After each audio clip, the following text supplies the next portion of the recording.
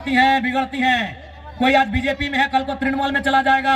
समाज आपका चिरंजीवी है, आप समाज के साथ रहिए। किसी एमपी एमएलए में इतना ताकत आपने देखा था क्या?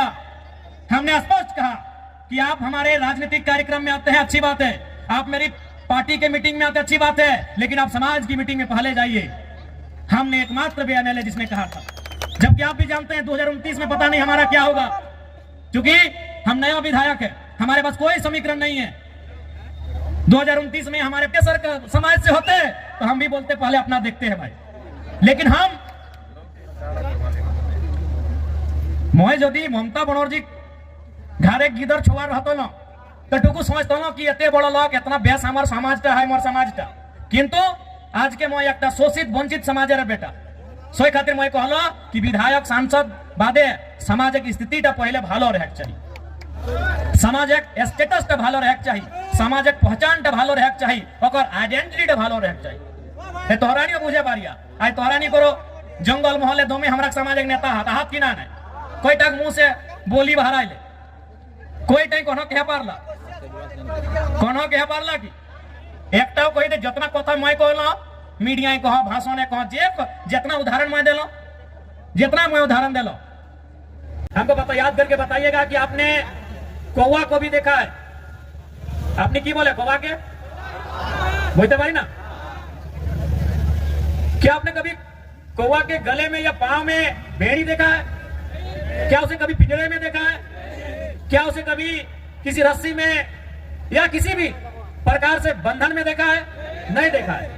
आपने क्यों कौवा के बंधन में देखे ना? क्यों नहीं देखा है? तो कौवा भले काला होता है, देखने में भले आपको बुरा लगे, देखने में बदसूरत लगे, लेकिन जो वो काव काव काव काव चिल्लाता है, काव काव जो करता है ना, उसकी मातृभाषा है।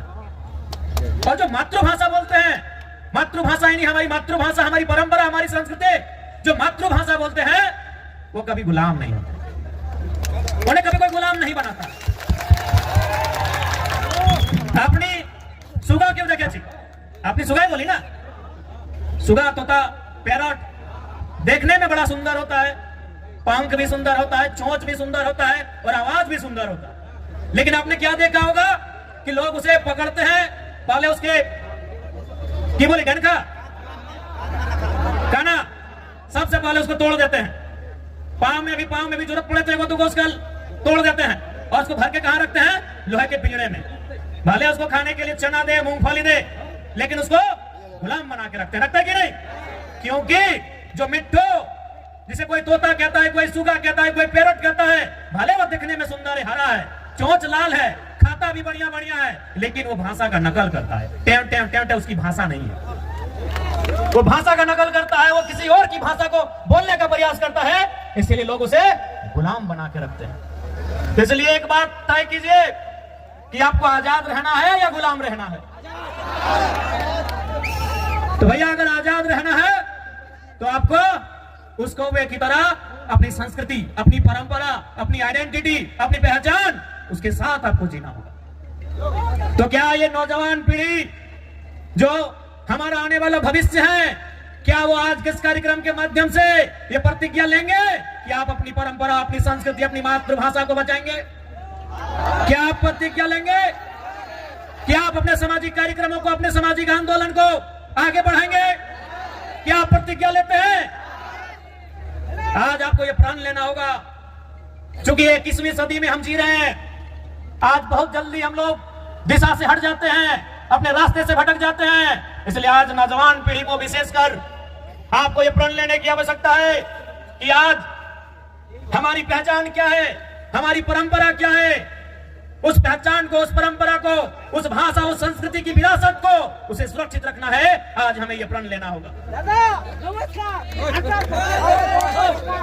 ठीक है दादा, टुपु बसुन, नमस्कार नमस्कार।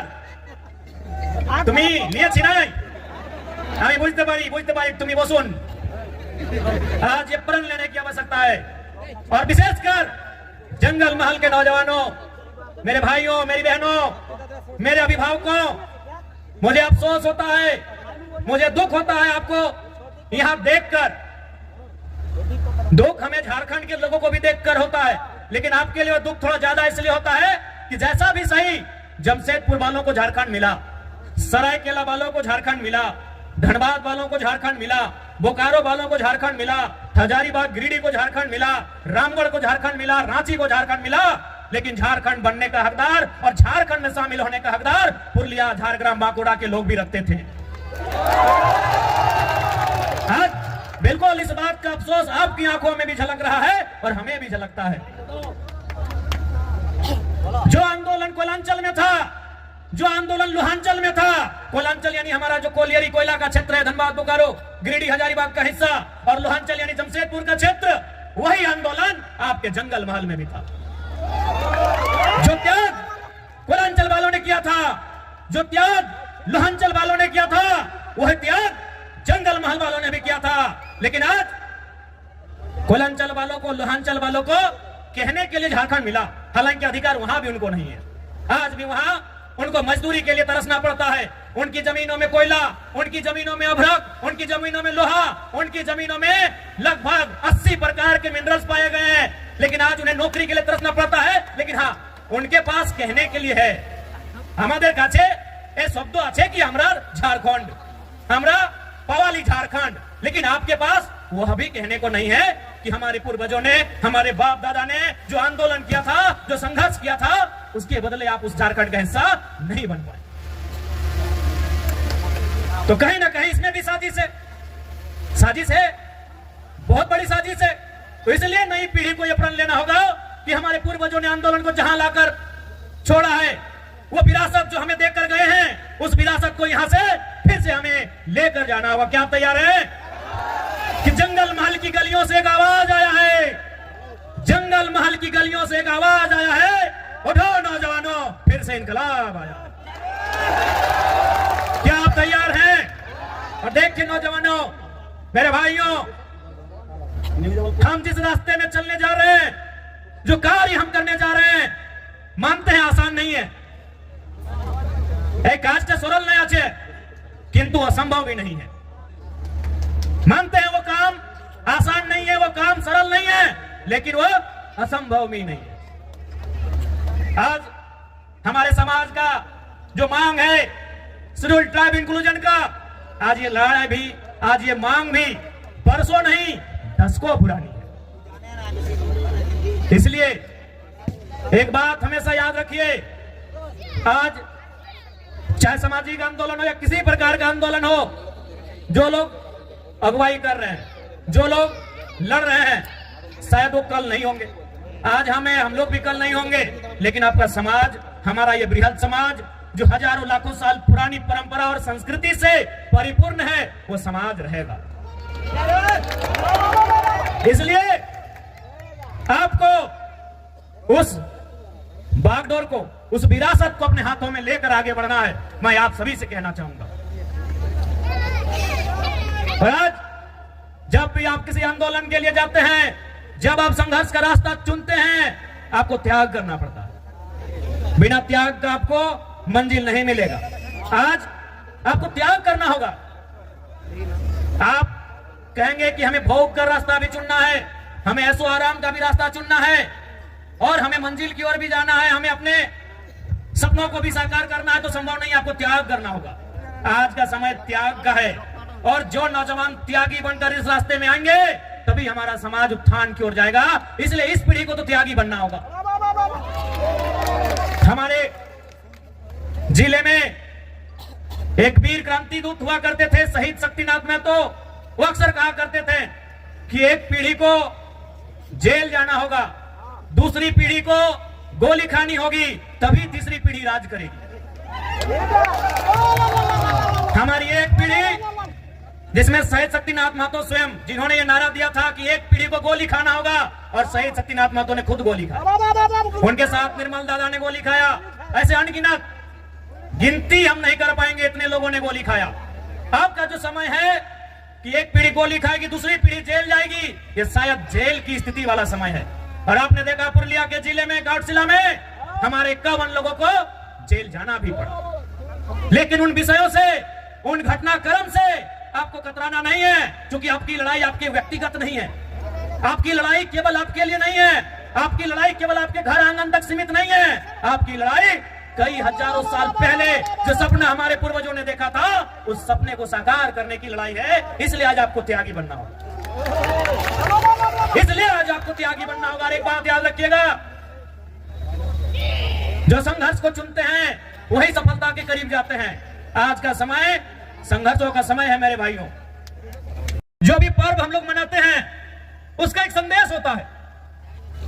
हमारे जो तो पर्व आछे, जो तो त्योहार आछे, ওদের ভিতরে একটা মেসেজ আছে, সন্দেশ আছে কি আর মানে কি এই কাজটা আমাদের পূর্বজ কি জন্য করেছে, এই কাজটা কেনে, এই বরদ খুঁটা কেনে, এই কাড়া খুঁটা কেনে, এই টুসু কেনে, এই করম কেনে, জিতিয়া পরব কেনে, এই কোনো না কোনো ওদের ভিতরে একটা মেসেজ আছে। তো বরদ খুঁটার মানে কি সবাই জানি कि আমরা चासा लोग माने की न सावन महीना का जो समय होता है हम वो खेती बाड़ी करते हैं, धान लगाते हैं, हार जोतते हैं। इधर भी वही टाइम होता है ना, अब मार्च में नहीं ना करते हैं, मैं दो चारों खेत देखे थे हमारी तरफ। यानी हम सावन महीना जिसे हम लोग अंग्रेजी के कैलेंडर में जुलाई अगस्त के आसपास कहेंगे, यानी उस समय हम क्या करते हैं, हल चलाते हैं और खेत में धान लगाते हैं और मूल हमारा संबंध धान से। उसके बाद का जो समय होता है सितंबर आधा, अक्टूबर पूरा और थोड़ा सा नवंबर, यानी 1.5-2 महीना क्या होता है कि हमारा जो बरद है, काड़ा है, उसको रिलैक्स हो जाता है। तो भाई रिलैक्स हो जाता है तो उसको हम लोग क्या करते हैं, इस त्योहार में उसको पहले तेल लगाते हैं।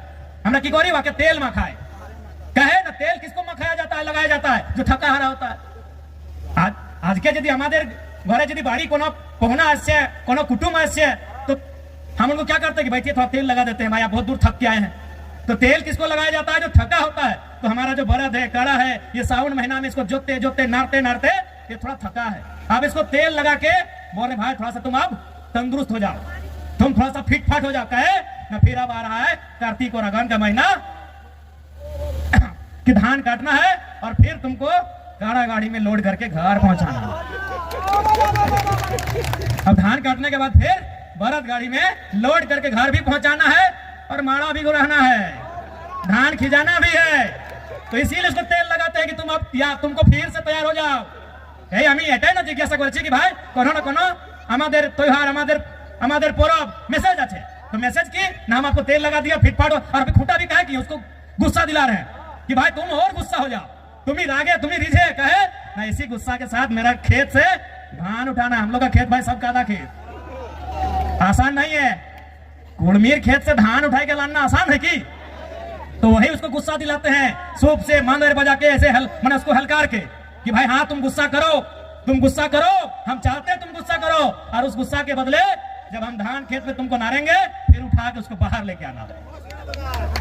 तो ये है हमारे बरद खुटा करने का हम पीछे हमारे पूर्वजों का मतलब कि पहले तेल लगा के तुमको तरोताजा करेंगे। क्या कि सावन महीना के बाद तुम कुछ काम नहीं किया है, तुम आराम से घर में बैठा है और सावन महीना के बाद हरा हरा घास मिलता है और जितना बढ़िया बढ़िया खाना